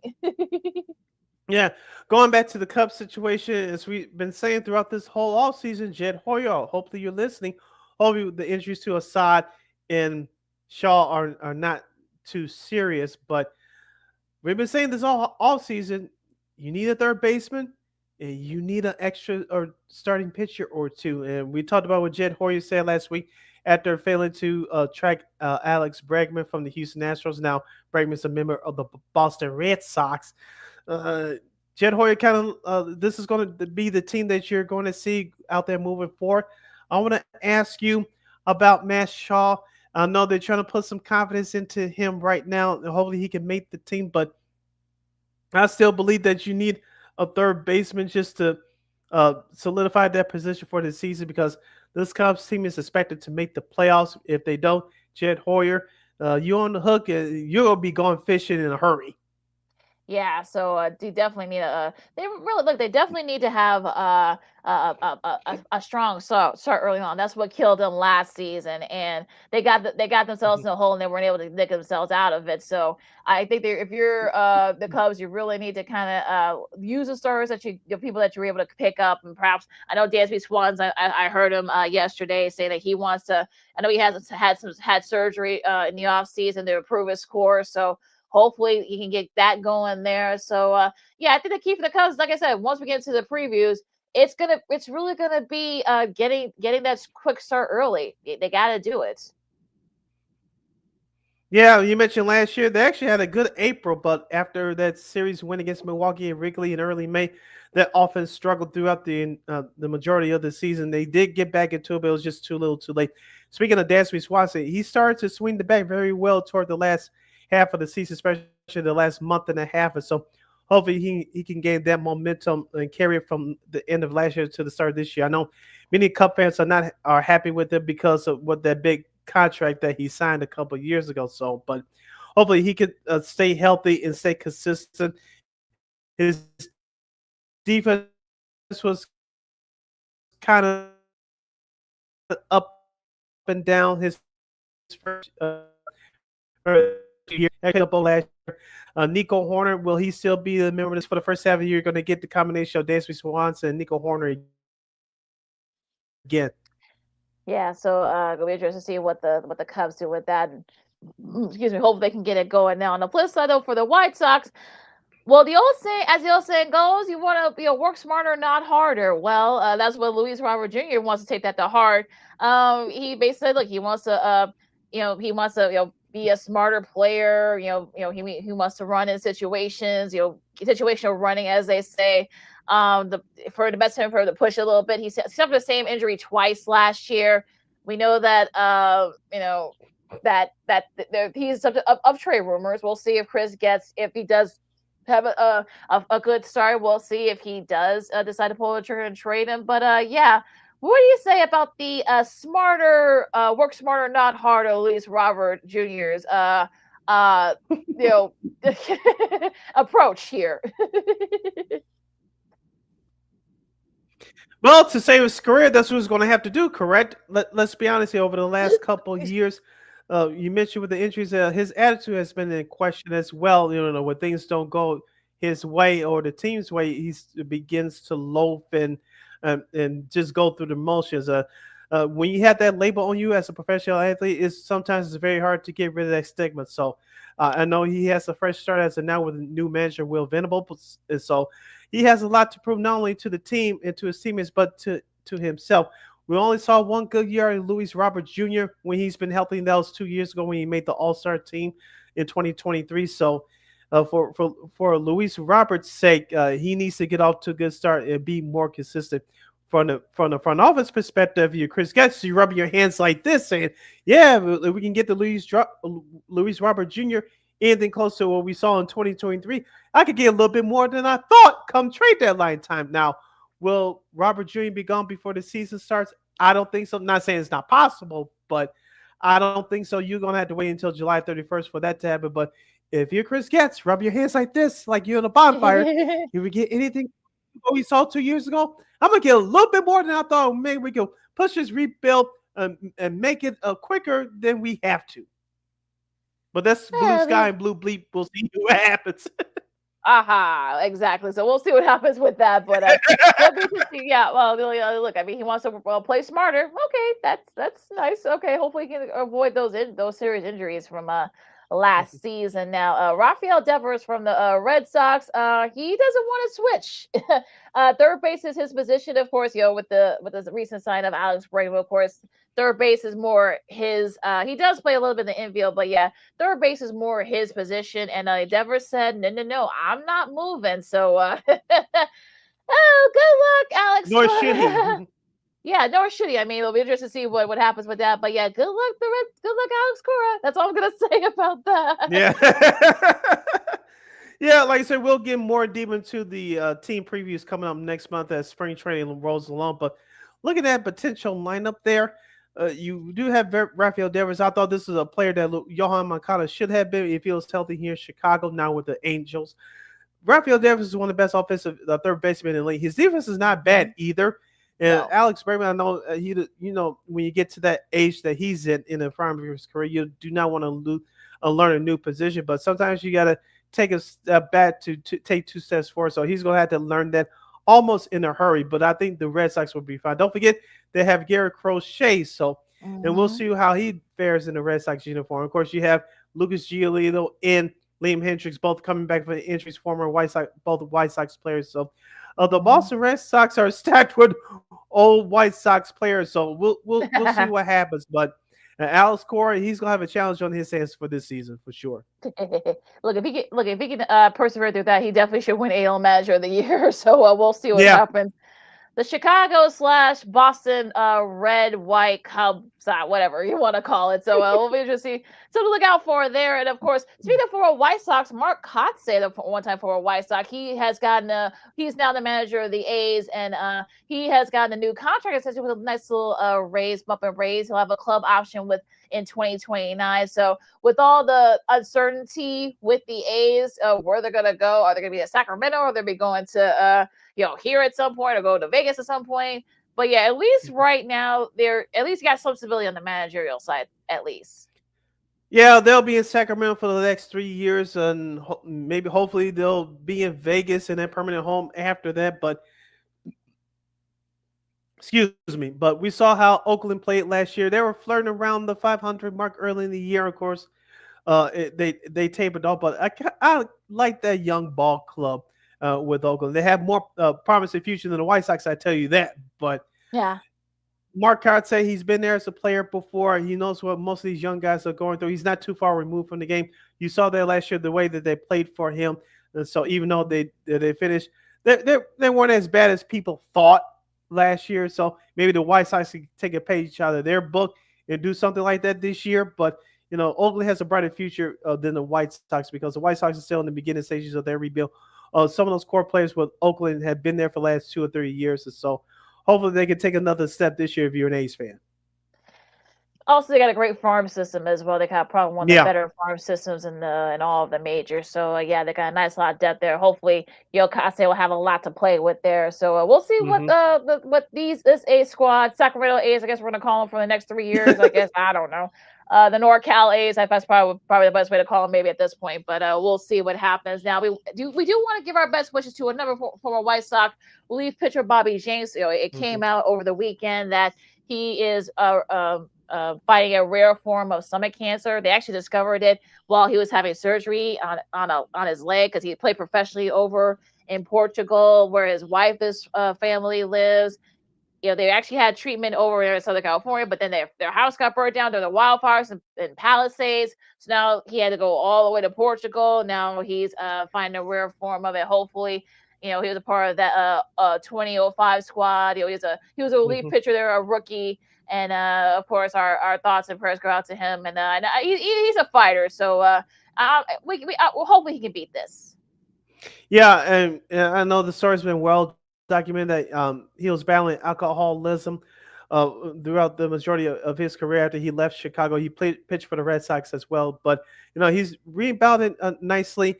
And when I heard the news, I was shocked, just like everybody else. I saw the messages throughout the weekend on social media. So when Bobby Jinks gets well, I expect to see him at Sox Park. I'm not calling it that corporate name.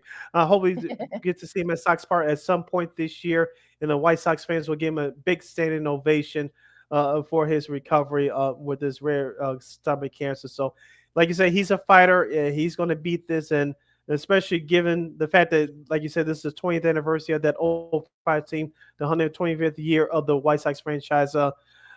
It'll be one heck of a story once he beats this, and he's going to go on with his life, and he'll definitely continue to get that love from White Sox fans and baseball fans and like. Absolutely. Absolutely. And speaking of course, we know Ryan Sandberg, Rhino, he's going through his second form of treatment. He says everything's going well. He had a little bit of surprise over the weekend. My old favorite infield from the late 80s, Sean Dunston and Mark Grace. They surprised him at in Arizona for Cubs spring training. So that was a really cool sight to see. If you guys didn't get a chance to see that, but yeah, speaking of being cancer, Ryan's done it once. I think he can do it again. So he looks great. So hopefully he's through the worst part of it. He's come on the other side. So again, two great players, of course. Rhino, of course, one of my childhood. I love that infield with him and Grace and Dunston. It was a great deal to surprise to see over the weekend. Yeah, and that's why one of the reasons why we love sports, because it brings people together from all types of backgrounds. And when one of your teammates or one of your brothers, in this case, are suffering, we had that mutual respect. You've gone through battles, both good and bad, together. You pick each other up, and this is another good example here. And not just, of course, we use sports as one of the many examples for people uniting together, but this is what humanity in a good way is all about. And this was another great example here. So I'm not surprised at all. Yeah, absolutely. So yeah, so hopefully he's, like I said, hopefully he's coming to the other side, and hopefully he's starting on the mend again to recover and such. So you listen to Second City Sports on Sports with Golly King McGee, City Brown with you. Mike Trout, of course, we'll stay with the baseball. Mike Trout, he switched over to right field, so hopefully, maybe he won't get hurt too much, because of course he had another injury last year. So we'll see. Him switching over to right field, of course, Ron Washington. Yeah, that's good. Yeah, I know. That's gonna be very weird. He should be a DH. Stop. Yeah. So I don't know why they'll just DH him. Why Ron Washington doesn't DH him? Because that's where he should be doing. He'll probably be more productive. But hey, what do I know? Right. Mike Trout is still a future Hall of Famer, as you mentioned. He's been injured the last 4 or 5 years, and I know there's been some optimism surrounding some of the young talent on the Anaheim Angels. You mentioned Ron Washington is there now. Tim Anderson has been picked up, at least on a minor league deal. We'll see if he makes the team. Johan Makana, as of now, he'll be heading the hot corner at third base. And so Ron Washington is trying to establish a culture there that this page needs to be turned with the Angels franchise to become a competitive team. But he's in a tough spot in that division alone. You still have Seattle. You still have Houston, Texas. I think they're going to have a bounce back year. And we mentioned Oakland earlier. So hopefully Ron Washington, I know he'll be ready, but will the players behind him be ready for a tough year ahead? Yeah, should be interesting to see what happens there. Now, let's take a see sports on Sports with Golly King McGee, Sidney Brown with you. Some college hoops news concerning Illinois. Forward Morez Johnson Jr. is out indefinitely after breaking his wrist. You guys saw he made that great block in that game against Michigan State. Now, unfortunately, he broke his wrist, and now so he's out indefinitely. So as if things were going so well for Illinois, but yeah, this is a big loss for them. He's their big guy in their front court with Yakachonis, and this is a big loss for Illinois. What they did not need at this point in the season. I thought that Morris Johnson was having a nice year. In my opinion, he's the third best player on the team. Sometimes you could be second if Yakachonis is struggling, but yeah, he brought that toughness inside. He's a very, very good defensive player. I saw that about block. And when I saw him fall like that, I was like, "Woo!" I hope he's okay. He did get back up, but he broke his wrist. That's definitely going to hurt Illinois' chances. Now they'll get into the tournament, but hopefully they don't struggle rebounding. But unless somebody just comes in and has a out of body experience, they're going to struggle rebounding. Because I mentioned earlier, they're one of the top rebounding teams in the country, and now this takes a big hit. Yeah, it's going to be interesting to see. That's a big loss for Illinois. Hopefully, he can get back by tournament time so he can contribute. But yeah, this is going to be very tough now. On the women's side, real quick, Shout out to the ladies, Hannah Hidalgo and the Notre Dame Fighting Irish women. They're back in the top 25 for the first time since winning the national championship back in 2019. And why is that? Well, because also too, of course, UCLA loses to, of course, Juju Watkins and USC, but also UConn snapped South Carolina 71 game home win streak. They dominated the Gamecocks at on the road. So probably one of the bigger wins that Gino Auriemma and Paige Beckers, especially Gino Auriemma, have had in a long time. They went on like a 28-3 run. I didn't watch this game, but I guess they went on a 28-3 run in the second quarter to perhaps it was all UConn after that. They beat them like 30 points or something like that. So a nice win for UConn. But yeah, so yeah, that was interesting over the weekend there. Yeah, like so unfortunately I didn't get a chance to catch up with the women's side of things, but I did see a couple of highlights from that game. I guarantee you this, Dawn Staley will have her players back on track quickly. And you can call me crazy on this, but they'll be the last loss they have this season. I'm talking about South Carolina. If that's not a wake-up call, I don't know what is. All right.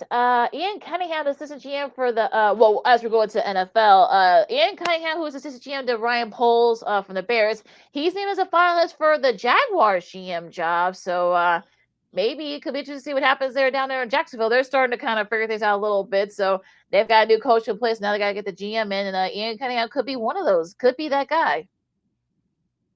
Yeah, nobody else wants that job. Excuse me, nobody else wants that job, so they should just give it to him. So I know that Jacksonville, if you believe the rumors, that they want to trade Trevor Lawrence, but with the contract they just gave him around this time last year, no one wants him. So they're gonna have to figure out what pieces to put around Trevor Lawrence. We talked about Christian Kirk, Blair Thomas Jr. He had a good rookie year last year at the wide receiver position. He's a piece you can build on there. You still got Travis Etienne. He needs to have a bounce back year next year if he's back on the team. So, and they got to rebuild that defense, especially in that secondary. So Jacksonville has a lot of work to do, but if they make the right moves, they shouldn't be that far away of getting back to the playoffs.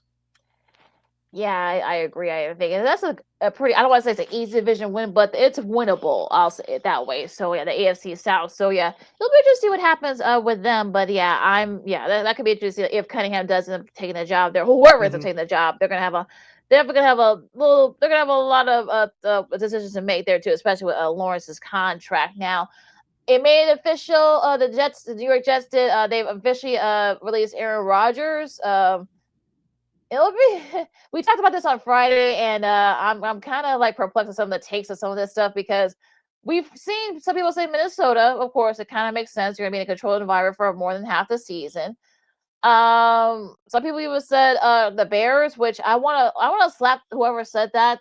Like, can I find that person and slap them? Caleb Williams, ladies and gentlemen, stop. Yeah, it's hilarious. I'm trying to think who else would need a quarterback. I mean, could he go to San Francisco? Maybe he'll go to his hometown team. I mean, I don't know. I mean, look, like I said, we talked about this for a little bit on Friday before our NBA roundtable, and yeah, I think there might be a couple of teams they could probably say again, unless he decides to retire. But we'll see. I don't think he will. I think he wants to try to go someplace where he's going to win a title. That's not the Bears, folks. I'm sorry. That's not happening. Like I said, maybe San Francisco, like I said, maybe Minnesota. I don't know. We talked about Indianapolis too. Yeah, Indy as well. Like I said, a winnable division, the AFC South. Again, I really can't think of anywhere else where he could go. Maybe Atlanta. Again, good luck trying to move Kirk Cousins, that big contract of Kirk Cousins. So I don't know. Honestly, I don't know what. Well, they're going to release him in March. Yeah, so maybe Atlanta, maybe NFC South, a winnable division. I don't know. We'll see. Yeah, Atlanta, they're going to release Kirk Cousins and Michael Penix Jr., who did look good in a couple of games last year. He started. If Atlanta decides to go the Aaron Rodgers route, I think you're going to hurt their kids' development. I'm talking about Michael Penix Jr., so I don't think that's a realistic possibility. I think Pittsburgh could be one because you're not bringing back Justin Fields and Russell Wilson, so one of those guys is going to be gone. I can see Aaron Rodgers there, but like you said, he doesn't play in a controlled environment. Pittsburgh plays outside, so and none of those teams in the AFC North, I should say, play in dome stadiums. So but Pittsburgh is more advanced than the Bears. Obviously, like I said, Caleb Williams. That's why Rogers isn't coming here. But we talked about Indianapolis and Minnesota. Minnesota, if they don't want to pay Sam Darnold, I can see them doing Aaron Rodgers for 1 or 2 years. Minnesota has the defense. They have the pieces on offense. Minnesota still needs to start running back. I don't know if Aaron Jones is going to be with them next year or not, but you still have the pieces there on the outside as far as wide receivers are concerned, and you have a very good head coach, Kevin O'Connell. So I think Rodgers makes the most logical sense there. Indianapolis, the road least travel, at least on paper, you mentioned with the AFC South division. I think that's another valuable option there. Pittsburgh is an option, but if Aaron Rodgers doesn't want to play outside the majority of the time, I think they're out. So San Francisco is very interesting to me. Excuse me. The only reason why I see San Francisco as a viable option if they don't want to pay Brock Purdy. Brock Purdy didn't have that great of a year. He wasn't terrible, but he didn't have that great of a year last year because he was hurt. The offensive line was going through changes.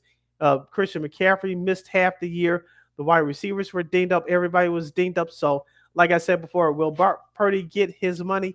Yes, but not to the extent that he thought he was around this time when they lost the Super Bowl last year to the Chiefs. It's gonna be interesting what Mr. Rogers does. I wonder if he's going through his retreat. I guess going into the darkness part of it. So we'll see. I think Pat McAfee would join him too. Yeah, he might. So I'll just get him back on his show. So we'll see what happens with that. Of course, we talked about Deebo Samuel too, real quick. Like I've been saying, he's gonna want to go someplace. Again, we'll see if San Francisco accommodates him. Really, there's only a couple of places I can think of that he could probably go to. Maybe Baltimore, perhaps. I mean, Lamar Jackson could always use always use some new receivers to throw, more receivers to throw to. Same thing with the Chargers. I don't think they're gonna trade him within the NFC. I just don't see it happening. I know some people say, "Well, how about Seattle?" No, that's not happening. Maybe Minnesota. I said maybe. I'm trying to think of the cap situation. Washington's probably the only decent spot because they've got the cap space and they got the draft capital as well. But yeah, that's really about it on the NFC side for Deebo. Yeah, I can see a team like Buffalo picking him up because I don't think they'll bring back Amari Cooper. He did do some nice things for them last year. Buffalo, I believe, is an option. I would say Pittsburgh, but they don't know who their quarterback is going to be. So, and also too, I would say Cincinnati, but they got to decide where they're going to trade T. Higgins to if they decide to trade him or just let him go. So I think Cincinnati's out. Like you said, Baltimore makes the most sense. Call me crazy. I can see Kansas City in that mix. I really could. They always find a way to get those guys that don't know that at the end of their prime, and they'll do just enough just to solidify that wide receiver position. They did with D-Hop. We saw do it with a couple other guys, Marquise Hollywood Brown, and so if Deebo Samuel goes to Kansas City, don't say that you didn't hear it here first.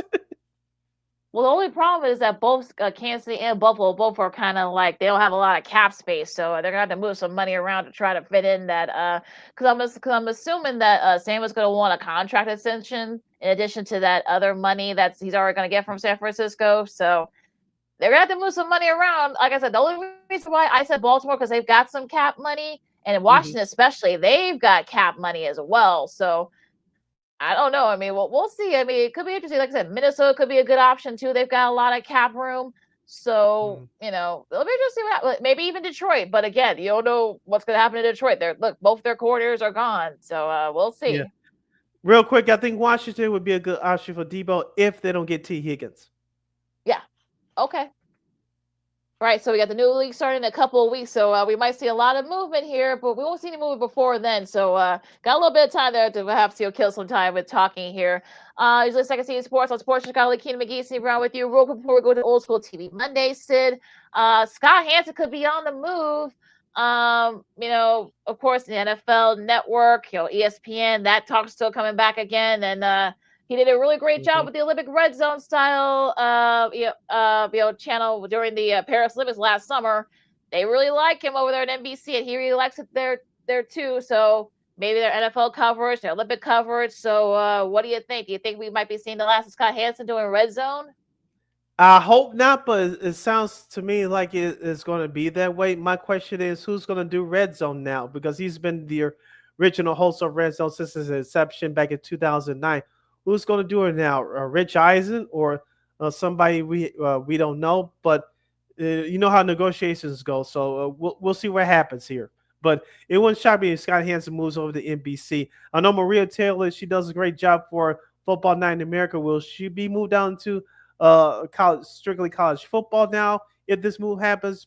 But we'll find out because there's always moving parts of, especially behind the scenes with moves like this.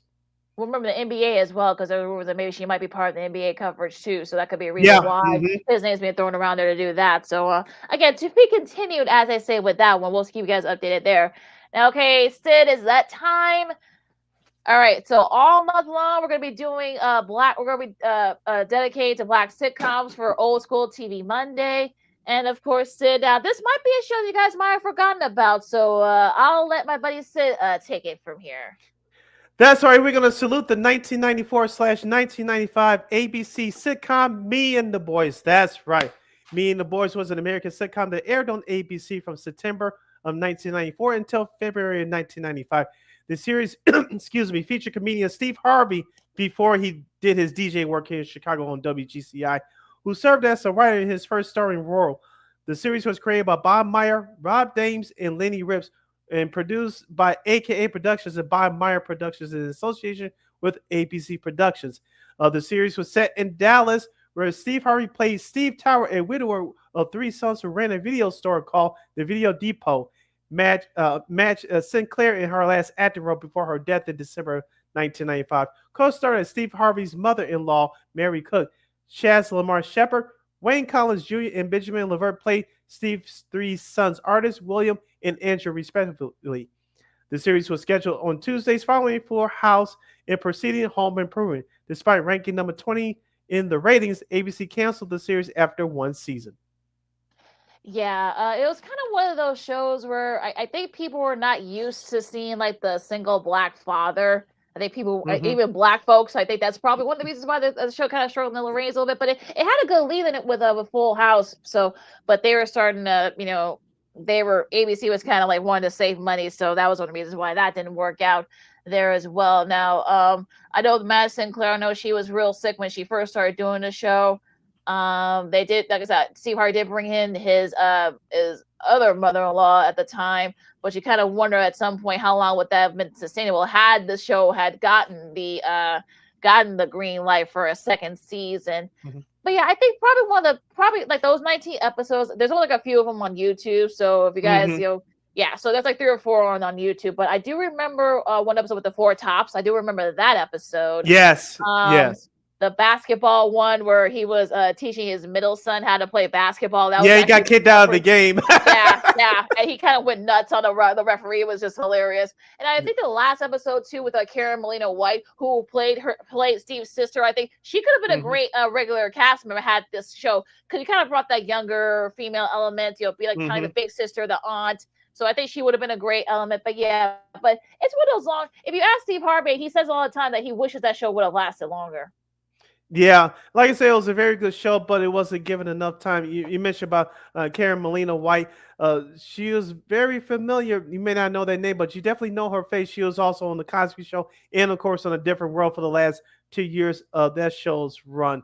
And real quick, the fun fact of the show, it was nominated for ASCAP Film and Television Music Awards in 1995 for Top TV Series. It won that award. It was nominated for a Young Artist Award for Best New Family Television Series and Best Performance by Actor Under 10 in a TV Series. Both it was a nomination. They didn't win, but it will nominate each for those awards for the Young Artist Awards.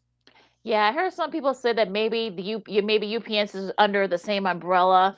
Maybe that they should pick that up and perhaps maybe put it on their network after it was canceled by ABC. A couple of years, that could have launched that network too. Because remember, UPN, was actually came out by a year after that, a few months later. So maybe some people Mm-hmm. thought that maybe they should have kept the show on hold, perhaps maybe launch that. But you never know. But yeah, I mean, like I think Me and the Boys, I think if it had given time, kind of would have lasted a good 4 or 5 years. I think. But like I said, I think ABC was kind of getting out of the family sitcom realm at the time. So but yeah, it is what it is. But yeah, you can probably say it probably should have lasted a little bit longer because they had they had a few really good episodes from that show. Yeah, and so like you said before, Steve Harvey, he was this was his first television role. Of course, he was hosting Showtime, the Apollo, up to that point. Obviously, this is before he got that morning show Club Throwdown on WGCI here in Chicago a year later, before Crazy How McGee took over that spot. We'll get into radio history here in Chicago at another time, but this was the beginning of the Steve Harvey's illustrious career. He's one of the best comedians to ever do it. And like you said, given more time, I think this show would have been successful. It wasn't just only funny, but it was teaching life lessons, and he was definitely connected to his three sons as well. So even though they weren't the cookie cutter children like we saw in other shows, they weren't the opposite, or they were bad and you couldn't stand them and anything like that. They were regular, normal teenage kids, no matter what background they were. Well, those lessons, they didn't beat you over the head with it either. I mean, Right. I mean, look, it was one of those things where, look, I think any sitcom, no matter what the era, you always, whenever you're going to do those, like those life lesson episodes and stuff like that, those issue-oriented episodes, you don't want to, like, beat people over the head with it. And they didn't, to their credit, they didn't do that. They kept it light, they kept it funny, but they wanted to kind of make it realistic as well. So you got to give them credit for doing that. But yeah, I mean, a little mixture of that. But yeah, I mean, I wonder, like I said, Matt Sinclair, being ill and passing away. I think that kind of, unfortunately, I think that kind of derailed a little bit of that. Like I said, if they brought on Carmelina White as a regular if they had a second season, I think that probably could have been like, okay, yeah, that would have gotten it. So but we'll never know, unfortunately. All right, so for this week, for Old School TV Monday, saluting Black History Month, we salute Me and the Boys, the 1994-1995 ABC TV sitcom. Lakina, take us home. You can follow my Kina McGee on the Twitter, X, IG. You can follow your Shirley Sydney Brown on the Twitter, X, and the IG at SidKid80. Once again, it's SidKid80. That's SIDKID80. That's SIDKID80. Be sure to download that Sports Zone Chicago app wherever you get your apps. Please follow Sports Zone Chicago on all social media platforms.